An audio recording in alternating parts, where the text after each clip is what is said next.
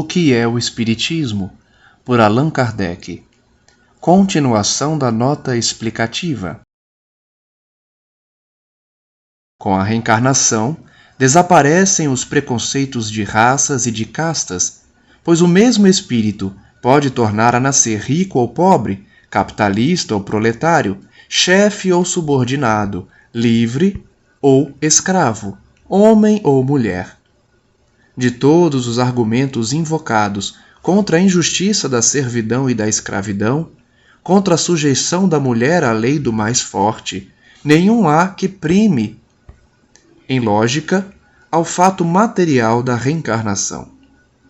Se, pois, a reencarnação funda numa lei da natureza o princípio da fraternidade universal, também funda na mesma lei o da igualdade dos direitos sociais e, por conseguinte, o da liberdade. A Gênese, capítulo 1, item 36, páginas 42 e 43.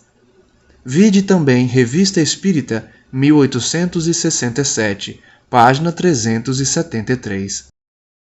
Na época, Allan Kardec sabia apenas o que vários autores contavam a respeito dos selvagens africanos, sempre reduzidos ao embrutecimento quase total, quando não escravizados impiedosamente. É baseado nesses informes científicos da época que o codificador repete com outras palavras o que os pesquisadores europeus descreviam quando de volta das viagens que faziam à África Negra. Todavia, é peremptório ao abordar a questão do preconceito racial. Nós trabalhamos para dar a fé aos que em nada creem, para espalhar uma crença que os torna melhores uns para os outros, que lhes ensina a perdoar aos inimigos, a se olharem como irmãos, sem distinção de raça, casta, seita, cor, opinião política ou religiosa. Numa palavra, uma crença que faz nascer o verdadeiro sentimento de caridade, de fraternidade e deveres sociais. Kardec, Allan, Revista Espírita de 1863, primeira edição, Rio de Janeiro, FEB 2005, janeiro de 1863.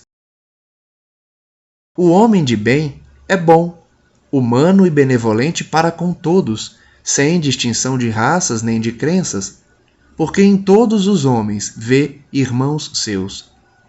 O Evangelho segundo o Espiritismo, capítulo 27, item 3, página 348.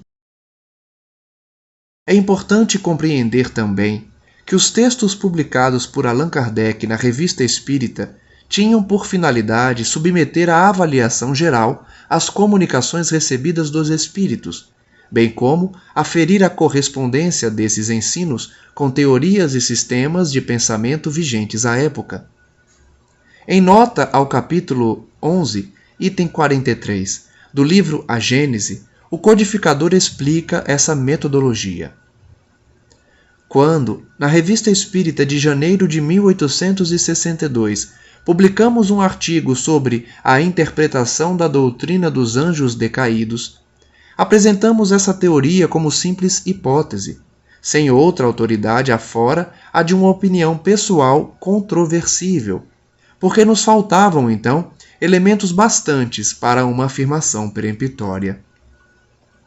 Expusemo-la a título de ensaio, tendo em vista provocar o exame da questão, decidido, porém, a abandoná-la ou modificá-la se fosse preciso.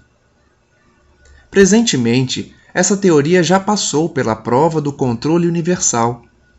Não só foi bem aceita pela maioria dos espíritas, como a mais racional e a mais concorde com a soberana justiça de Deus, mas também foi confirmada pela generalidade das instruções que os espíritos deram sobre o assunto.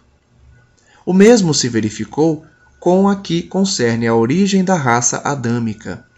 A Gênese, capítulo 11, item 43, nota, página 292. Por fim, urge reconhecer que o escopo principal da doutrina espírita reside no aperfeiçoamento moral do ser humano, motivo pelo qual as indagações e perquirições científicas e ou filosóficas ocupam posição secundária, conquanto importantes, haja vista o seu caráter provisório decorrente do progresso e do aperfeiçoamento geral. Nesse sentido, é justa a advertência do codificador. É verdade que esta e outras questões se afastam do ponto de vista moral, que é a meta essencial do Espiritismo. Eis porque seria um equívoco fazê-las objeto de preocupações constantes. Sabemos, aliás, no que respeita ao princípio das coisas, que os espíritos, por não saberem tudo, só dizem o que sabem ou o que pensam saber. Mas como há pessoas que poderiam tirar da divergência desses sistemas uma indução contra a unidade do Espiritismo, precisamente porque são formulados pelos espíritos, é útil poder comparar as razões pró e contra, no interesse da própria doutrina, e apoiar no assentimento da maioria o julgamento que se pode fazer do valor de certas comunicações. Revista Espírita, 1862, página 38.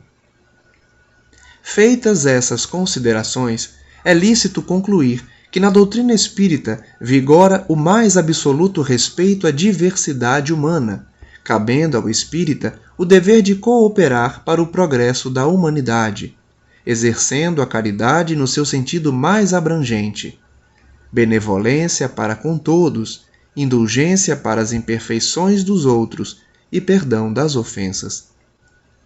Tal como a entendia Jesus, nosso guia e modelo, sem preconceitos de nenhuma espécie, de cor, etnia, sexo, crença ou condição econômica, social ou moral.